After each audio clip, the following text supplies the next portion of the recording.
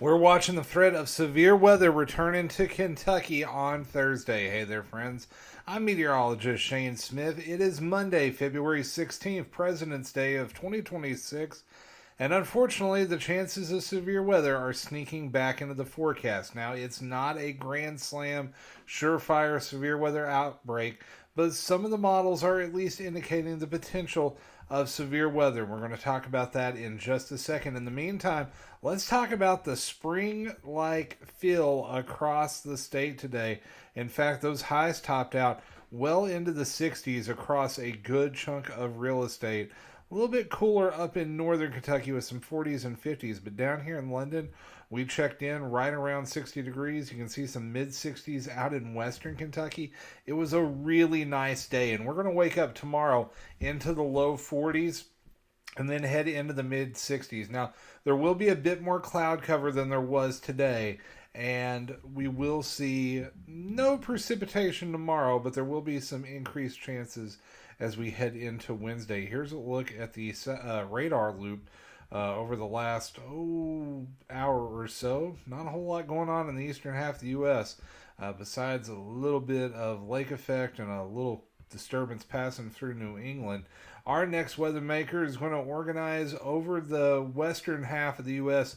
over the next couple of days and arrive in Kentucky on Thursday. So we're going to see overall a pretty calm pattern leading up until Thursday. There's only a small chance of storms on Wednesday. We'll talk about that in a second. But there is that chance of severe weather. Now, the Storm Prediction Center does not do a traditional marginal, slight, enhanced, moderate, high risk for day 4. So Thursday being 4 days from now, they do a percentage probability, and they have a good chunk of Kentucky under a 15% probability of severe weather, meaning either severe thunderstorms with winds in excess of 58 miles per hour or 1-inch diameter hail, or the potential of tornadoes.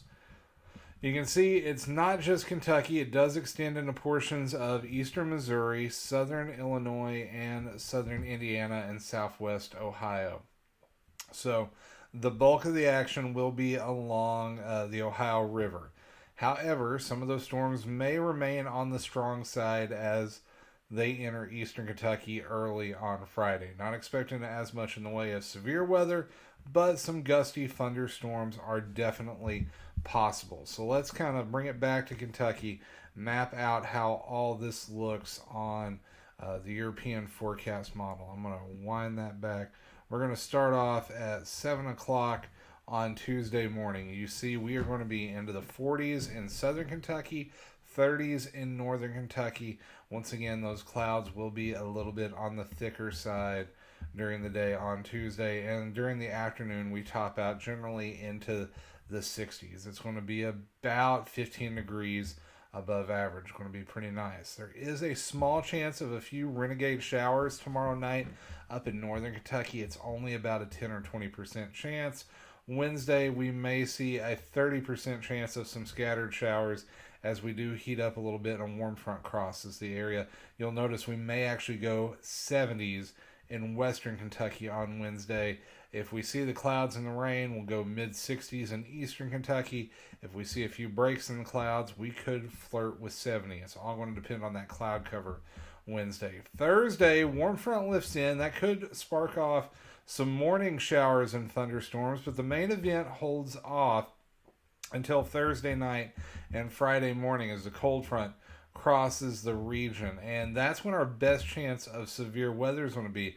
The latest run of the European model was not as aggressive with the severe weather chances as one of the earlier runs. I'm going to roll this back to this morning's run just so you can see the difference between the two.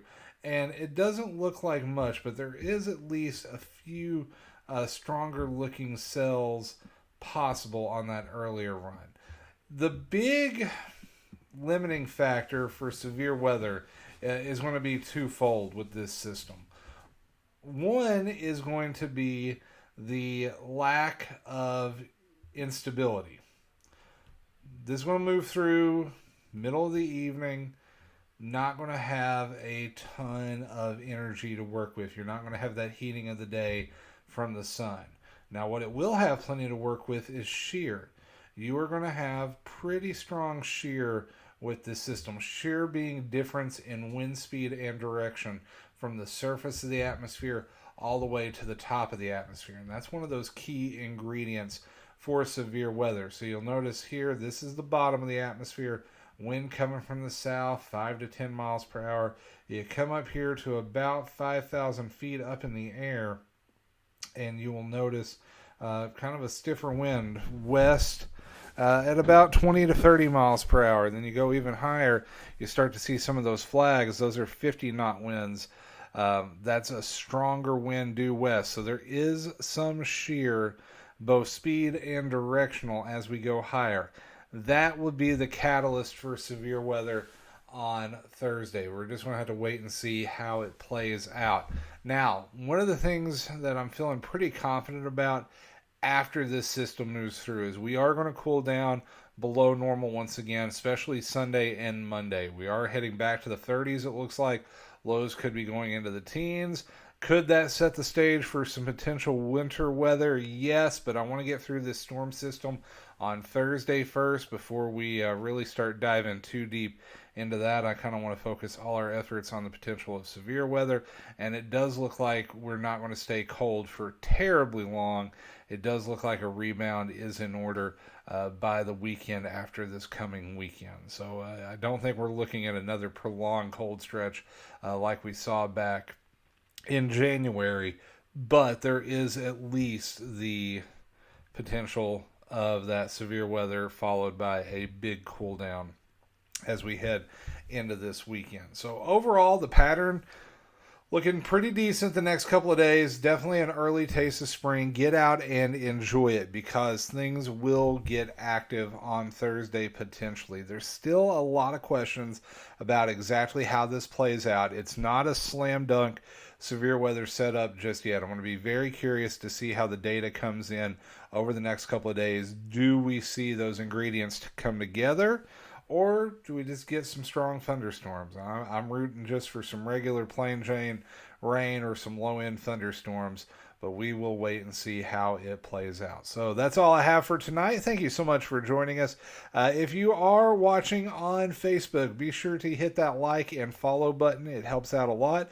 If you're over on YouTube, hit the thumbs up and smash that subscribe button. We are getting very close to 1,000 subscribers, and everyone helps the channel out quite a bit. And if we do super chats going forward, we do live streams, we now have access to super chats. So you guys can post a super chat during a live stream, and I will try to answer those questions immediately as they are posted. So that's going to be something kind of cool that's new coming up with chats in YouTube in our next live stream, which may potentially happen on Thursday. We will wait and see. But that's going to do it for now. Take care. Stay weather aware. I'll have a short update tomorrow, probably followed by a longer form video on Wednesday. So until then, I'm meteorologist Shane Smith, and I'll see you in the next one.